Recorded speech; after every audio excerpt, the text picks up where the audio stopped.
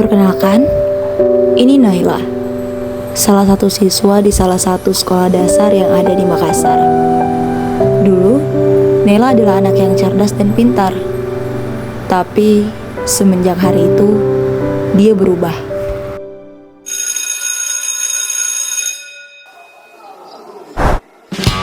Naila bukan lagi anak yang ceria, cerdas, dengan segudang rasa ingin tahu. Dia berubah menjadi anak yang nakal dan mengalami penurunan secara akademik di sekolah. Dia mulai menyontek, tidak fokus dalam kelas, dan bahkan mulai mengganggu temannya.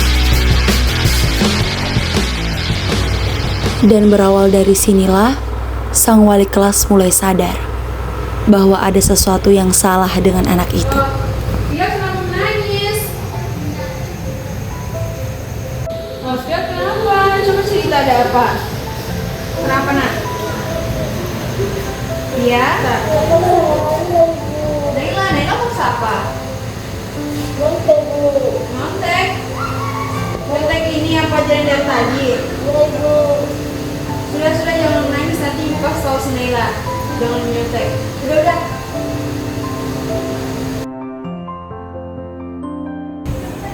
Permisi Bu Ninda. Bu Ninda, jadi saya ada murid ini namanya Naila. Nah, saya perhatikan ini beberapa waktu dia ini sering sekali membuat ulah, membuat temannya menangis, mengganggu teman, mencontek.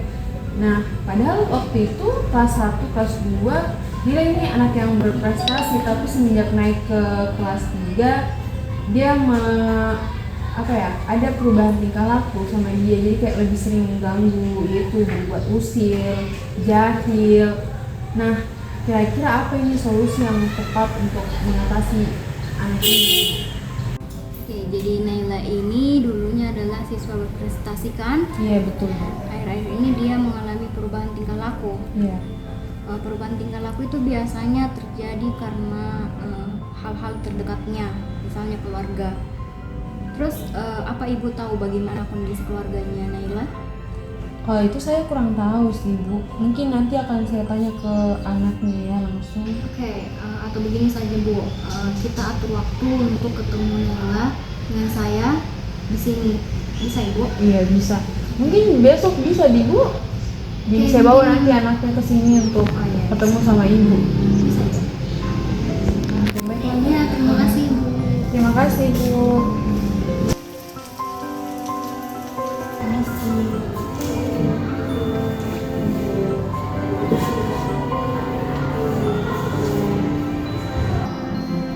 Bagaimana Naila dalam belajar? Apa pelajarannya?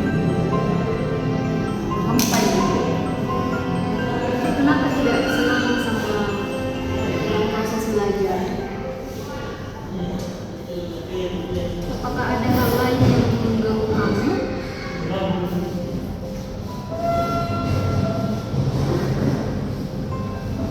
misalnya Naila ada masalah, bisa cerita ke ibunya, jangan pendam, jangan dibiaskan sama temannya, dan tidak seperti pada perasaan temannya itu. Kalau ada masalah bisa cerita sama ibu, sama ibu ya, sayang. Naila, jadi di rumah itu siapa yang bantu kerjakan PR? Tak ada. Mamanya di mana? Sibuk di mama bekerja. Kalau pulang sekolah siapa yang temani? Tak ada. Kalau ada yang mau diceritakan, cerita sama ibu ya, jangan dipendam, jangan lampiaskan juga ke temannya kayak tadi ya, cerita sama ibu. Kalau misalnya ada PR-nya yang susah, ya bisa bantu kerjakan ya, bisa ya.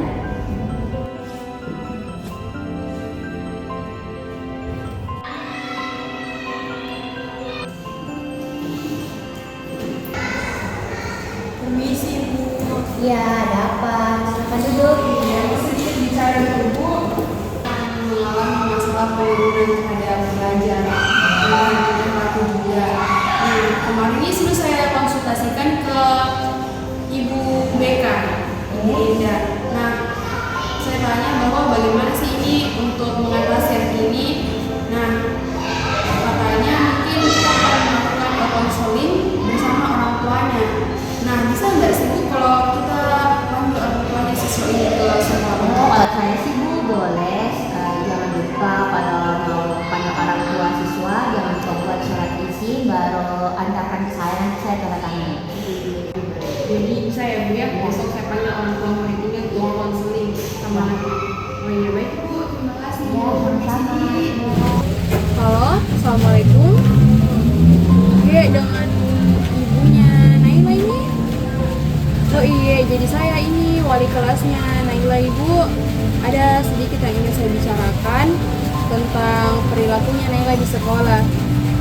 Nah, jadi kita observasi beberapa bulan ini semenjak naik kelas 3, Naila ini mengalami perubahan tingkah laku, perubahan akademik juga. Nah, Naila ini sering sekali mengganggu temannya Ibu di sekolah. Jadi setelah saya bicarakan ke guru BK-nya, mungkin kita akan melakukan konseling terhadap Naila. Nah, kalau Ibu berkenan, mungkin Ibu bisa datang untuk menemani sekaligus membicarakan tentang perilakunya Naila di sekolah. Oh iya, jadi ada juga waktu Ibu datang besok mungkin bertemu dengan guru BK-nya Naila, nanti saya dampingi. Oh iya, bisa jadi Bu. Oh iya, saya tunggu datang Kak besok di dekat sekolah. Iya, baik Bu, terima kasih. Mari Bu, masuk Ibu.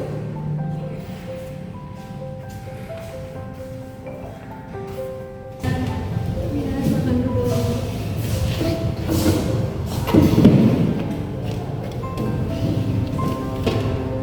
Jadi gini Bu Dinda, jadi kemarin itu yang terkait yang saya bicarakan bahwa ada salah satu anakku yang mungkin mau untuk konseling sekaligus membawa orang tuanya. Nah ini nih orang tuanya Naila, Ibu Farah.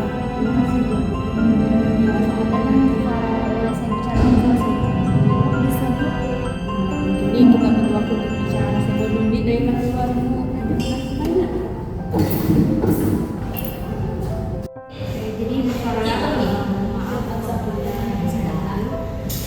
Jadi saya panggil Ibu ke sini karena saya ingin bicara sebentar tentang perilaku Naila lakukan di sekolah.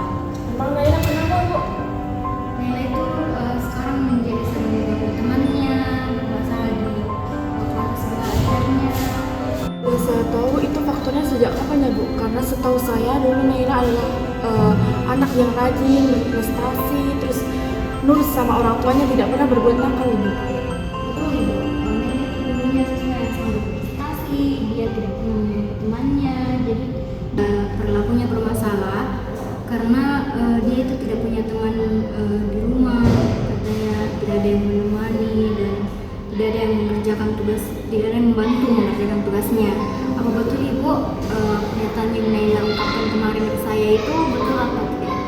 Sebenarnya saya ingin Ibu menghabiskan waktu dengan Naila, tapi karena hal-hal seperti pekerjaan, apalagi semenjak saya seorang diri menghidupi Naila, itu sangat tidak memungkinkan untuk saya memberikan waktu saya yang lebih kepada Naila Ibu. Apalagi saya sibuk bekerja untuk menghidupi Naila seorang diri.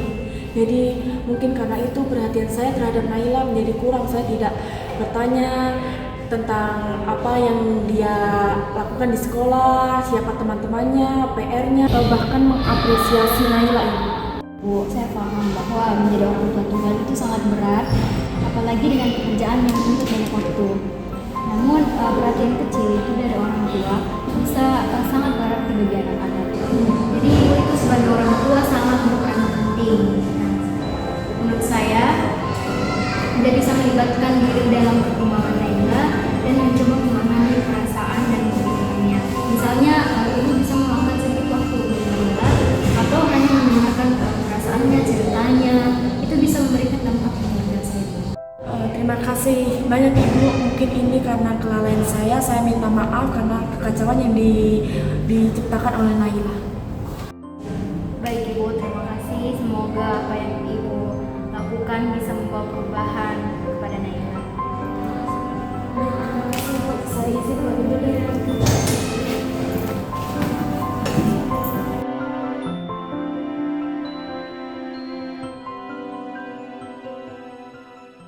Ternyata, di balik perubahan tingkah laku dan masalah yang dilakukan oleh Naila, ia hanyalah seorang anak yang merindukan perhatian dari orang tuanya. Semua kenakalannya adalah caranya berteriak untuk minta tolong.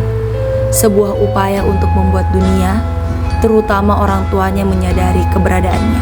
Di balik masalah yang ia ciptakan, ada hati kecil yang hanya ingin dipahami dan diperhatikan oleh orang tuanya. Bimbingan konseling menjadi jembatan yang penting antara Naila, guru, dan orang tuanya. Dengan bantuan konselor, dia belajar cara mengekspresikan perasaannya dengan baik, tanpa harus membuat masalah. Orang tuanya pun mulai meluangkan waktu untuk mendengarkannya, bertanya tentang harinya di sekolah, dan mendukungnya dalam belajar. Pelan-pelan, semuanya berubah. Naila mulai mendengarkan guru, bermain dengan baik bersama teman-temannya, dan lebih semangat dalam belajar. Tidak hanya itu, Naila juga merasa lebih bahagia karena tahu bahwa ada orang-orang yang peduli dan siap mendukungnya. Kisah ini mengajarkan kita bahwa bimbingan konseling di sekolah sangat penting untuk membantu siswa yang sedang menghadapi kesulitan, baik di rumah maupun di lingkungan sekolah. Dengan adanya konselor, anak-anak dapat merasa didengar dan dibimbing ke arah yang lebih baik. Selain itu, hubungan yang kuat antara orang tua dan anak juga menjadi kunci penting untuk mendukung proses belajar mereka di sekolah. Anak yang merasa dicintai, dihargai, dan diperhatikan akan tumbuh menjadi pribadi yang percaya diri dan mampu mengatasi tantangan dengan baik. Dengan kerjasama antara orang tua, guru, konselor, dan juga kepala sekolah, tidak ada masalah di sekolah yang tidak dapat teratasi.